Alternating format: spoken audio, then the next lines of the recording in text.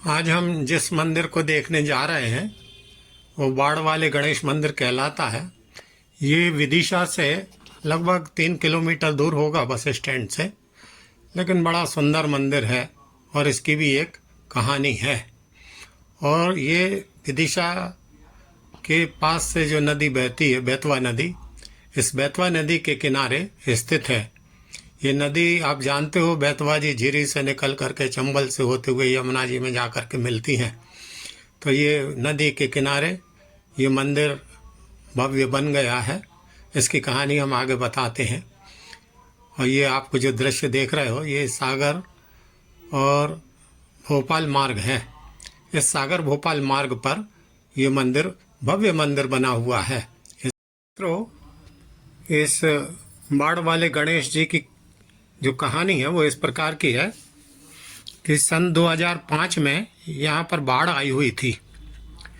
और बाढ़ आई हुई थी उन दिनों में बाढ़ आने के पहले यहाँ पर झांकी लग रही थी गणेश जी की। और गणेश जी की जब झांकी लगी थी तो गणेश जी की जो प्रतिमा थी वो मिट्टी की बनाई गई थी।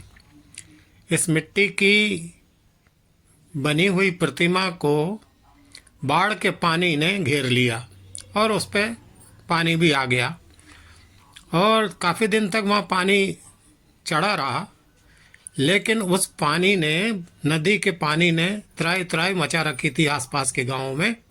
गणेश जी की इस प्रतिमा को कुछ नहीं हुआ। तो उस समय हमारे पूर्व मुख्यमंत्री जी के परिवार के लोग जब यहाँ से निकले तो उन्होंने देखा कि बड़ा आश्चर्य की बात है कि इस गणेश जी की प्रतिमा को कुछ नहीं हुआ, बाकी सब कुछ जो था विग्रह इधर उधर बिखर गया था, गणेश जी की प्रतिमा सुरक्षित रही थी। तो उन्होंने उस समय ये संकल्प लिया उनके परिवार वालों ने कि हम यहाँ पर गणेश जी का एक भव्य मंदिर बनवाएंगे और उसमें जनता का सहयोग भी लेंगे, खुद भी सहयोग देंगे, जनप्रतिनिधि भी सहयोग करेंगे। इस प्रकार के संकल्प के साथ 2005 से काम शुरू हुआ जो 2008 तक चला। और 2008 में ये जो मंदिर आप देख रहे हैं इसकी भव्यता आई है। तो ये अपने बेतवा किनारे ये जो मंदिर बना है ये बहुत सुंदर मंदिर बन गया है। यहाँ पर जो भी भक्त लोग अपनी मनोकामना लेके आते हैं, आस्था के साथ, विश्वास के साथ जो आते हैं उनकी मनोकामनाएं भी पूर्ण होती हैं। जनता का सहयोग, गांव वालों का सहयोग ये मिलता रहता है। और ये बड़े सुंदर स्थान है बेतरवती नदी के किनारे का। यहाँ पर कई लोगों का आना जाना बना रहता है। नदी की बहने की जो गति है उसे देखकर लोग मंत्रमुग्ध हो जाते हैं। और ये जो आप मूर्तियां देख रहे हो, अब मूर्तियां ये गणपति जी के परिसर में, मंदिर परिसर में स्थापित की गई हैं। तो ये जो मंदिर है ये रंगई ग्राम का ये बड़ा प्रसिद्ध मंदिर है, हो गया है। और यहाँ पर भक्त लोग लगातार जो भी यहाँ से गुजरते हैं भोपाल सागर मार्ग से दर्शन करने आते हैं। कभी आपका भी यहाँ से गुजरना हो तो मैं अपील करूँगा आप भी लोग इस मंदिर के दर्शन करने आइए। बड़ा सुंदर स्थान है। आप ये रंगई के पुल के ऊपर से भी अगर इसको देखोगे तो इसकी सुंदरता दिखाई देती है।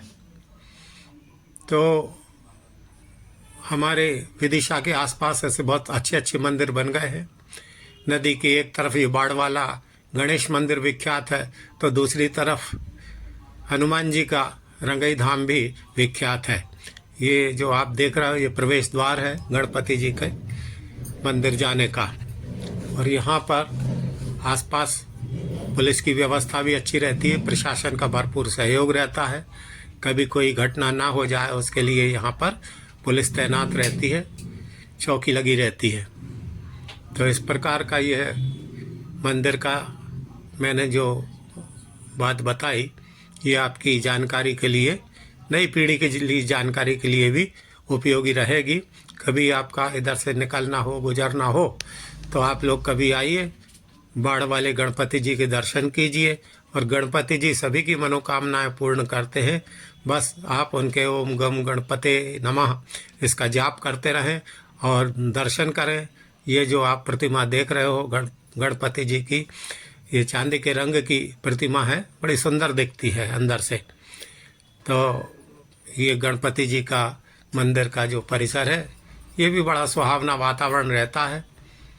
बारिश में यहाँ कम, लेकिन गणेश चतुर्थी से लेकर के और अनंत चतुर्दशी तक 10 दिन यहाँ पर अच्छा खासा जमावड़ा भक्तों का रहता है।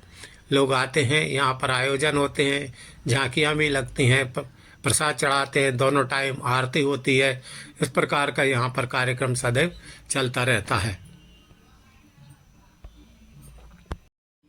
यहाँ के पुजारी भी स्थानीय निवासी हैं, विदिशा के पंडित परशुराम जी। वो बड़े भक्ति भाव से और इस मंदिर की सेवा करते हैं। भक्तों को आते जाते उनको भी प्रसाद वितरण आदि करते रहते हैं। इस मंदिर परिसर में प्रतिवर्ष अनाथ, गरीब कन्याएं, अशक्त लोग जो अपने बच्चियों की शादी नहीं कर पा रहे हैं, उनकी शादियों के आयोजन भी गर्मी के दिनों में, शादियों के दिनों में होते रहते हैं। और उसमें हमारे जनप्रतिनिधियों का बढ़ चढ़ के योगदान रहता है कि कोई गरीब परेशान ना हो जाए, उसके लिए गरीबों की सहायता के लिए भी इस मंदिर के कैंपस में और ये आयोजन किए जाते रहते हैं। पीछे की तरफ एक धर्मशाला भी है, बहुत बड़ा हॉल भी है, उसका उपयोग भी जन कल्याण के लिए, सार्वजनिक कार्यों के लिए किया जाता है। और इसमें रंगई ग्रामवासी भी बहुत सहयोग करते हैं। तो इस प्रकार से ये मंदिर के बारे में जानकारी आप लोगों को मुझे देना थी और आपके साथ में कुछ जानकारी शेयर करना थी। बाकी अब आप देख ही रहे हैं, यहाँ पर पंडित जी विराजमान हैं, परशुराम जी, और इनसे भी हमने चर्चा की है और उन्होंने बताया है कि दोनों टाइम आरती होती है और समय समय पर आयोजन होते हैं। गणपति जी के विशेष कार्यक्रम अनंत चतुर्दशी तक, और गणपति जी की झांकियाँ भी अनंत चतुर्दशी तक चलेंगी। तो आप लोग कभी भव्यता देखने के लिए जरूर पधारिए, ऐसा मैं आह्वान करूँगा। धन्यवाद।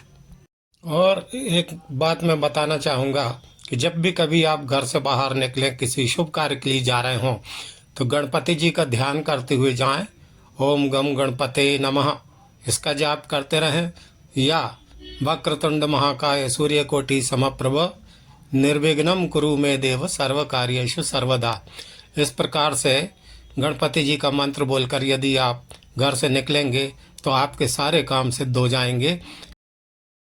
ओम गम गणपतये नमो नमः, श्री सिद्धि विनायक नमो नमः,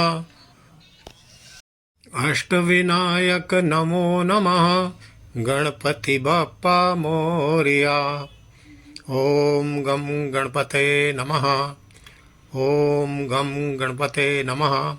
इस प्रकार के उच्चारण करके और बच्चों को भी सिखाएं, और जब भी कभी शुभ काम के लिए निकलें आप गणपति जी का स्मरण करते रहें। जय हो। तो मित्रों, वीडियो को लाइक कर दीजिए, कमेंट में गणपति बप्पा मोरिया लिख दीजिए, और इस वीडियो को आप शेयर कीजिए। और यदि अभी तक आपने हमारी चैनल सब्सक्राइब नहीं की हो तो आप कर दीजिए। गणपति बप्पा मोरिया बोलते रहिए, गणपति जी आपको सिद्धि प्रदान करें।